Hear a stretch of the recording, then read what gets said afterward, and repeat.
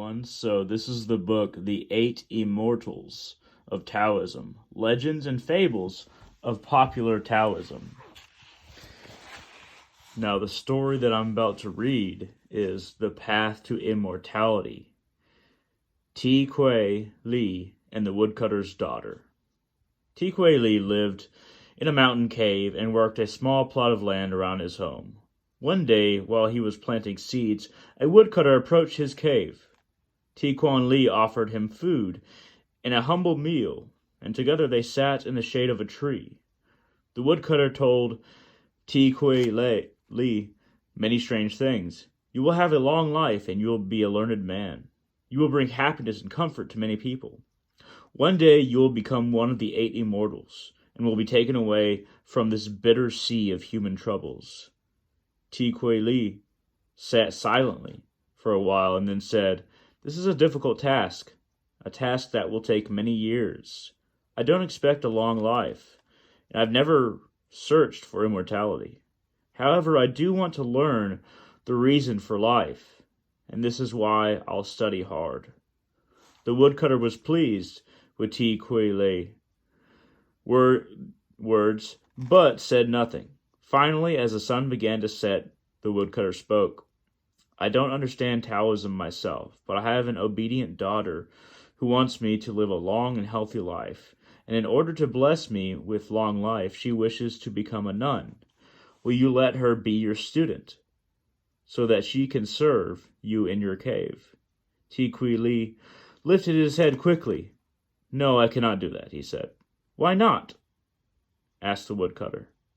Ti Kuei Li shook his head again. "I am still learning. How can I have a student when I myself am only a student?" The woodcutter nodded thoughtfully. "You may be right," he agreed. Several days later, as the first stars began to appear in the sky, the woodcutter came to Ti Kuei Li again. Although the shadows of evening had come down, Ti Kuei Li could make out a beautiful girl standing next to the woodcutter. "This is my daughter. I have told her that you are still studying, but she wants to be your student, and begged me to bring her to you. I told her not to come, but she refused to eat unless she could study with you.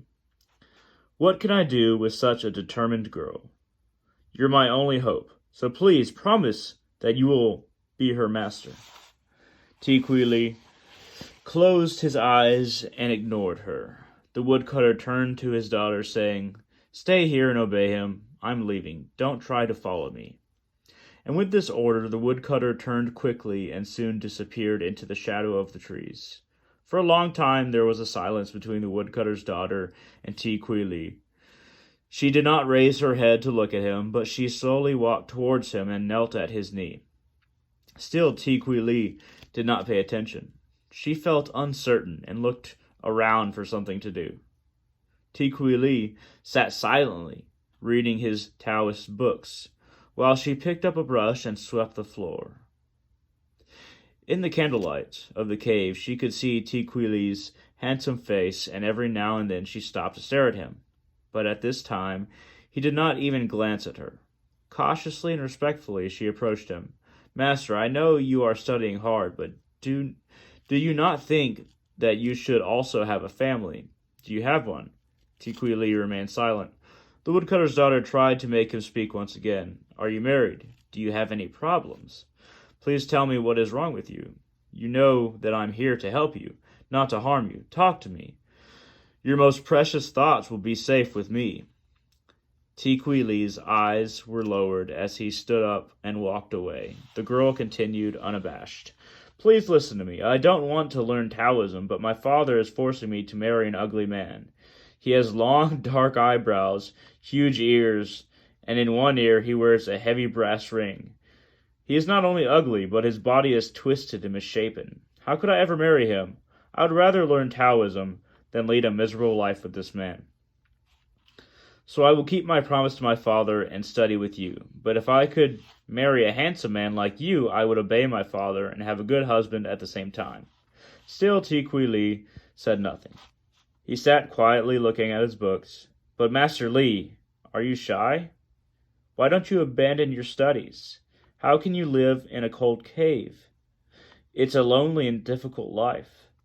Look at me. Don't you find me attractive? Why not come to the town with me and enjoy the pleasures it has to offer?" Still Ti Kui Li did not move.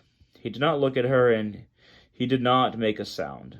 By this time the girl had become exhausted. She had tried to make him speak. She had tried to draw him away from his studies, but had failed. In desperation, she sat in a dark corner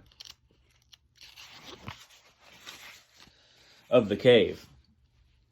That night storm clouds hung low in the sky, and she shivered from the sharp wind blowing through the cave entrance. She stood up, pulled her thin cotton jacket over her shoulders, and once more tried to please Ti Kui Li. She huddled close to him, urging him to choose a wife, but no amount of persuasion or gentle words could move Ti Kui Li. Early next morning, the woodcutter returned as Ti Kui Li was working in his garden. "Where's my daughter?" he shouted. Ti Kui Li put down his shovel and looked at the woodcutter. "I don't know. The girl disappeared in the night." "Did you try to rape her? Then did you try to kill her? Tell me, tell me." "You cannot lie to me," shouted the woodcutter angrily. But Ti Kui Li replied calmly, "I would never do such a wicked thing." A smile came to the woodcutter's face, and he took hold of Ti Kui Li's hand. "I believe you. You have a good understanding of Taoism. You and I are alike."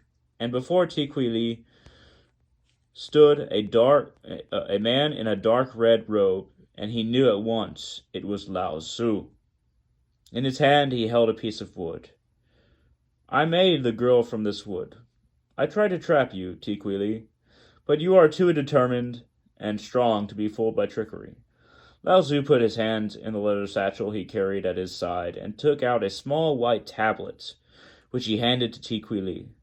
"Eat it, and do not ask any questions." Lao Tzu then turned his back and walked down the hill away from the cave. Ti Kui Li swallowed the pill, and from that time onwards, he was never hungry or ill. For many years he traveled the country, helping the sick and the poor. He traveled day and night, occasionally returning home to his cave, where he studied and meditated upon the Taoist teachings. That is all for this story for now. Thank you for listening, and all of you, have a great day.